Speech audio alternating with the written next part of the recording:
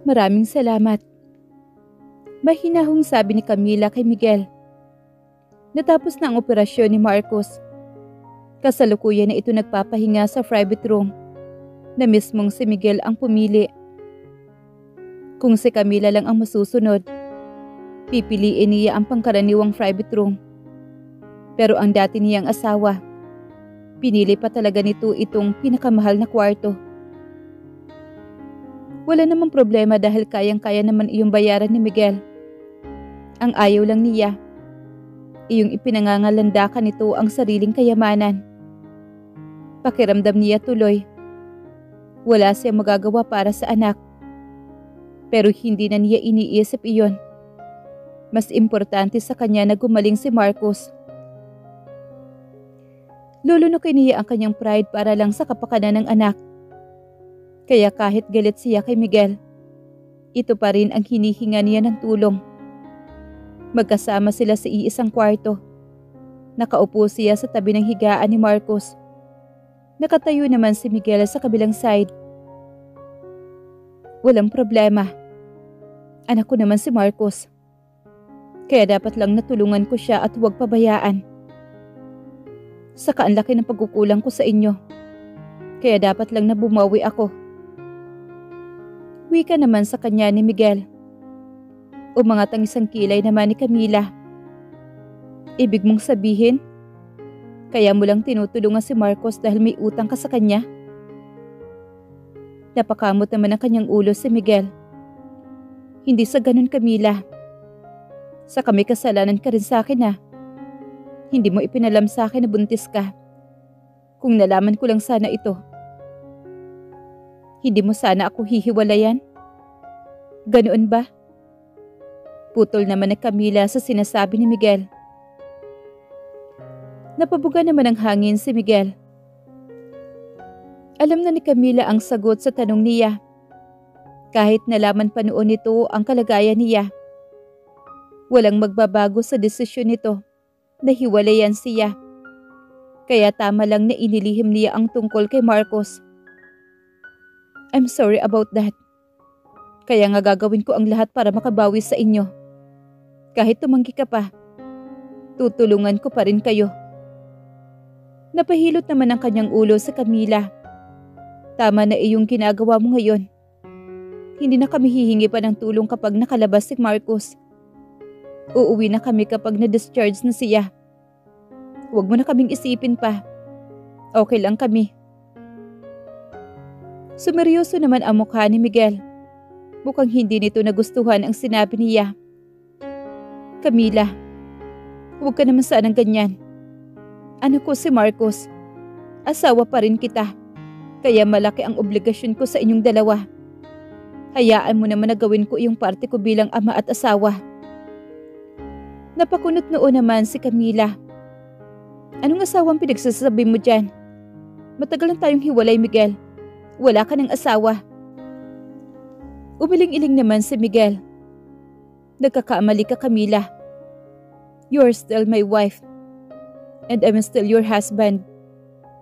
Iyong papel na pinirmahan mo noon, hindi ko nagamit. Hindi ko rin itinuloy iyong legal separation na pinaplano ko. Mas lalong hindi ako nag-file ng annulment case. Kaya legal pa rin tayo mag-asawa. Kahit itanggi mo pa. Paliwanag naman ni Miguel. Hindi naman nakaimik si Camila. Parang ang hirap paniwalaan ang sinabi ni Miguel. Ano ang dahilan at hindi nito itinuloy ang paghihiwalay nila? Tinakot ba ito ng sarili nitong magulang? Na hindi bibigyan ng mana kapag hiniwalayan siya? Kaya ba hindi nito itinuloy ang unang plano na maghihiwalay sila? Kaya kapag pwede nang lumabas ng hospital si Marcos, sasama na kayo sa akin. Magkakasama tayong titira sa iisang bahay. Pero kung gusto mo, pwede pa rin naman tayong tumira sa mansyon. Matutuwa si na mama at papa kapag nakita nila si Marcos. Napangiwi naman si Camila. I'm sorry to disappoint you. Pero hindi kami sasama ni Marcos sa'yo. Sabihin mo man na hindi mo itinuloy ang paghiwalay natin. Baliwala na sa akin yung kasal natin noon. Kapirasong papel na lang yun. Saka wala akong maisip na magandang dahilan para bumalik sa piling mo, Miguel. Nakaya naman naming mabuhay ni Marcos na wala ka sa aming piling sa nakalipas na 5 taon. Kakayanin uli namin ang ilang taon pa. Hindi na niya gustong makisama pa kay Miguel. Naranasan na niya ang makasama ito noon. Walang magandang nangyari sa buhay niya. Kung hindi si Marcos, ayaw na niyang balikan ang nakaraan. Ayaw na niyang masaktan. Tapos na siyang umasa. Isa pa'y hindi siya sigurado sa sinseridad ni Miguel. Baka si Marcos lang ang pakay nito, kaya pinakikisamahan siya nito.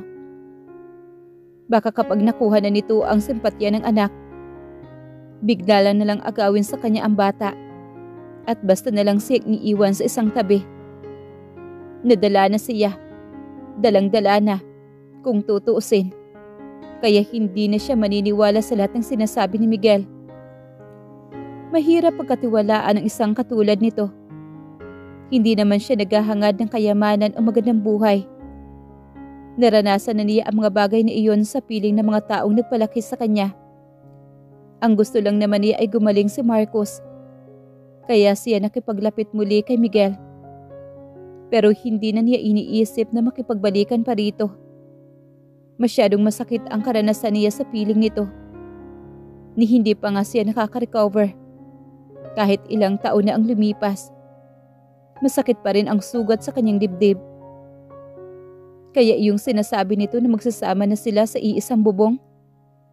Baka sinasabi nito ang bagay na iyon para ma-divert ang atensyon niya at hindi niya ipaalala rito ang sinapit niya noong magkasama pa sila sa mansyon. No, huwag mong sabihin iyan, Camila. Bigyan mo naman ako ng chance na patunayan ko sa iyo ang nagsisisi na ako. Hayaan mo naman na makasama ko ang anak natin. Hindi ka ba naaawa sa kanya na wala siyang nakagis ng ama? Pangungonsensya naman ni Miguel. Umismid naman si Camila. Naaawa ako kay Marcos. Pero mas nakakaawa siya kung bigla ka ring mawawala pagkatapos mong ipadama sa kanya ang presensya mo. Gaano kasakit iyon sa isang batang wala pang masyadong naiintindihan sa mga nangyayari sa paligid niya? Naiintindihan mo ba ang sinasabi ko, ha, Miguel? Napabuntong hininga naman si Miguel. Pangako, Camila. Hindi na ako mawawala. Hindi ko kayo iiwan ni Marcos. Magtiwala ka. At sana naman, pagkatiwalaan mo ako muli, please. Umiwas naman ang tingin sa Camila. Gusto niya magtiwala kay Miguel. Gusto rin niyang maniwala sa sinasabi nito. Pero kilala niya kasi ito. Paano kung dumating ang panahon na iwan din sila nito? Dahil nakahanap ng ibang babae. Saan sila pupulutin ng mag-ina? Sabihin man nito na siya ang legal na asawa. Hindi siya maniniwalang wala itong ibang babae sa buhay nito. Sa nakalipas na 5 taon, baka kabi-kabila ang mga naging babae. Dahil alam naman niya kung gaano katindi ang pagkahumaling nito sa mga babae. Paano kung makahanap si Miguel ng babaeng mamahalin nito? Paano na sila ni Marcos? May pagkaselosa pa man din siya. Ayaw niya na may karibal. Isa pa'y interes lang naman ni Miguel ay nasa anak nila at wala naman sa kanya. Paano sila magkakaroon ng matiwasay na pagsasama? Kung pakikisamahan lang siya nito para mapalapit ito kay Marcos. Tapos kapag nakuha na nito ang tiwala ng anak nila, babaliwalain na lang siya nito.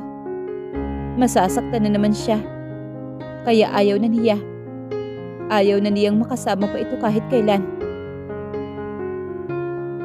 Hindi ako naniniwala sa iyo, Miguel. Alam kong mahalaga lang naman sa iyo ay si Marcos. Wala naman akong halaga sa iyo. Pakikisamahan mo lang ako dahil kay Marcos at dahil sa mamanahin mo.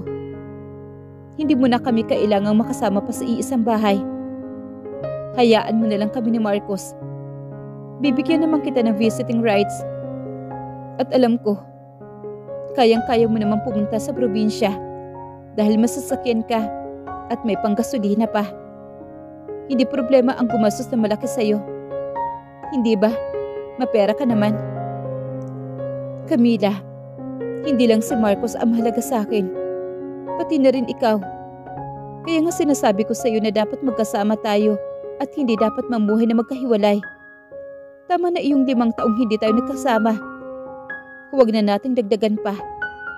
Ang hinihingi ko lamang sa'yo ay isang pagkakataon pa. Hindi ko na ito sasayangin pa. Kaya please, ayusin na natin ang ating pamilya.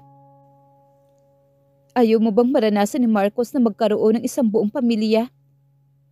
Kung kaya nating ibigay iyon sa kanya, bakit hindi natin gawin? Hindi naman umimik si Camila. Hindi siya sang-ayon sa gustong mangyari ni Miguel. Minsan na siyang napako rito. Kaya uli nitong saktan na tulad ng dati siya. Bumait lang naman ito ng kaunti ngayon. Pero walang garantiya na mamahalin siya nito bilang asawa o ina ni Marcos. Bigyan mo ako ng magandang dahilan kung bakit kailangan ko magtiwala sa mga salita mo. Madali lang ang magbitaw ng salita. Pero kaya mo bang panindigan? Paano ba ako magtitiwala sa isang tao na walang amor sa akin noong una pa lang? You can take my word for it. Kung hindi ka naniniwala sa sinasabi ko, hayaan mong patunayan ko sa gawa iyon, Camila. Kailangan ko bang manuyo? Kailangan ba kitang ligawan? Sabihin mo lang gagawin ko. Marahas na napailing naman si Camila. Gusto niya sabihin na hindi na kailangang ligawan pa siya. Hindi siya interesado sa sinasabi nito. Si Marcos lang ang suyuin nito, huwag na siya. Honestly speaking, hindi ako interesado sa mga sinasabi mo, Miguel. Kaya lang naman ako lumapit sa inyo. Dahil involved si Marcos. Kung ako lang ang masusunod, hindi na kita gusto pang makita o makausap man lang. Parang nagulat naman si Miguel sa sinabi niya. Hindi nito siguro akalain na iyon ang bibitawan niyang salita. Makakaalis ka na, Miguel. Ako na ang bahala kay Marcos. Alam kong may trabaho ka. Pagtataboy naman niya rito. Bumalik ka na lang kapag tapos na ang trabaho mo. Ayoko makaabala kami sa iyo. Akmang magpoprotesta naman si Miguel ngunit iwinasiwas ni Camila ang kamay nito. Alis na. Okay lang kami rito ni Marcos. May mga nurse at doktor naman rito. Hindi nila kami pababayaan. Okay. Pero babalik din ako dito mamaya. Pupunta lang ako sa opisina. Tumango lang si Camila para matapos na ang usapan nila ni Miguel. Nang makaalis ito ay agad na tuon ang pansin niya sa kanyang anak. Mabuti na lang at naoperahan na ito. Kahit papaano mapapanatag na siya. At hindi na gaanong mag-aalala sa kalagayan at kalusugan nito. Sana maging maayos din ang recovery nito. Para wala silang magiging problema pa. Kinagabihan tinutuon ni Miguel ang pangako nito na babalik. Dinalhan siya nito ng pagkain at ilang mga paper bag. Ano ang mga ito, Miguel? Wala naman akong hinihingi sa iyo. Bakit ka pa nag-abala? Tanong naman ni Camila nang iabot sa kanya ni Miguel ang mga paper bag. Nagpakuha ako kay Manang Julia ng ilang gamit mo sa closet. Baka kasi kailangan mo. Nagpapalatak na binuksan naman ni Camila ang mga paper bag. Nagulat siya na makita na ang mga damit pantulog, underwear, house slipper ang laman nito. Sa kanyang pagkakatanda, hindi pa niya nagagamit ni minsan ang mga dinala ni Miguel. Hindi ka na sana nag-abala pa. May mga damit naman akong dinala rito. Okay lang, iniutos ko naman iyan kay Manang Julia. Natuwa pa nga siya na malaman niya nagkita na tayo. At sana raw makadalaw ka roon sa mansyon. Namimiss ka na niya. Napahawak naman sa kanyang dibdib si Camila. Isa pa sa dahilan kung bakit ayaw niya makasamang muli si Miguel. Dahil nahihiya siya sa mga magulang nito. Nasisiguro rin niyang gugustoy na mag-asawa na makita si Marcos. Oras na malaman nitong anak nila ito ni Miguel. Ayaw niyang ipagdamot ang anak. Pero nahihiya siyang makisama sa mga magulang ni Miguel. Baka ma-pressure lang siya na patawarin at bigyan ng chance ang asawa. Pero hindi pa siya nakahandang magpatawad. Masakit pa rin sa damdamin at isip niya ang mga nangyari noon sa kanilang dalawa ni Miguel. Sobrang sakit niyon at ayaw na niyang balikan pa o kaya ay ulitin pa. Hindi ko na gustong magpakita pa sa mansyon. Pag-amin naman ni Camila. Bakit naman? Matutuwa nga si na mama kapag nakita kanila. Lalo na kapag nalaman nila ang tungkol kay Marcos. Siguradong magpapaparty si mama kapag nakilala niya ang kanyang apo sa akin. Biglang kinabahan naman si Camila sa sinabing iyon ni Miguel. Bakit Miguel? Sinabi mo na ba sa mga magulang mo ang tungkol kay Marcos? Hindi. Hindi pa Camila. Plano ko palang nagawin kapag nakalabas na siya sa hospital at kapag magkakasama na tayo. Napangiti naman na mapait si Camila. Please. Huwag mo munang ipaalam sa kanila ang tungkol kay Marcos. Baka kunin nila sa akin ang anak ko.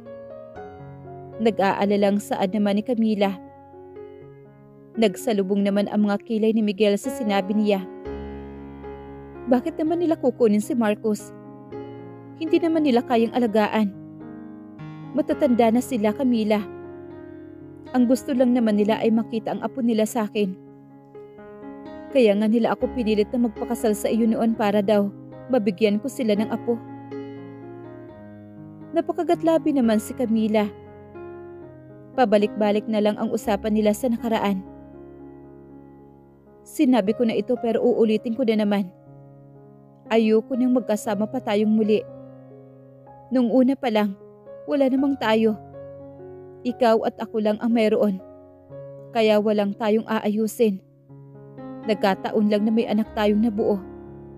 Pero sigurado ako kung wala si Marcos, hindi rin tayo nag-uusap ngayon. Ayaw mo na ba talaga magkabalikan tayo? Marahang tango lang naman ang sagot ni Camila. Ilang minutong walang imik naman si Miguel. Umiwas pa ito ng tingin sa kanya.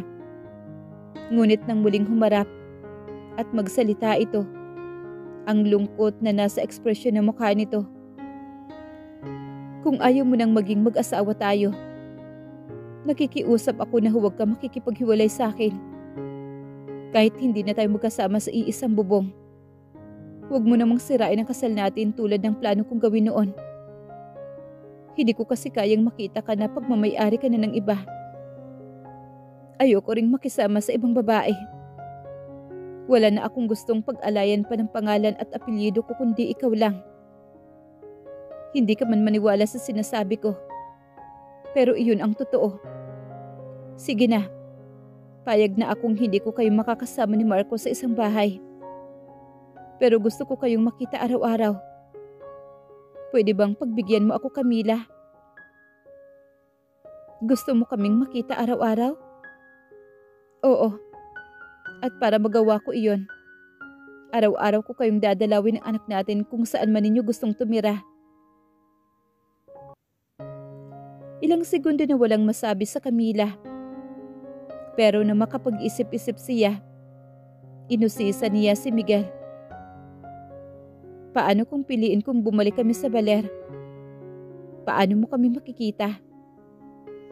Pupuntahan ko pa rin kayo roon para lang makita at makasama kayo kahit ilang oras lang. Hindi alam ni Camila kung matutuwa siya o maiinis sa sinabing iyon ni Miguel.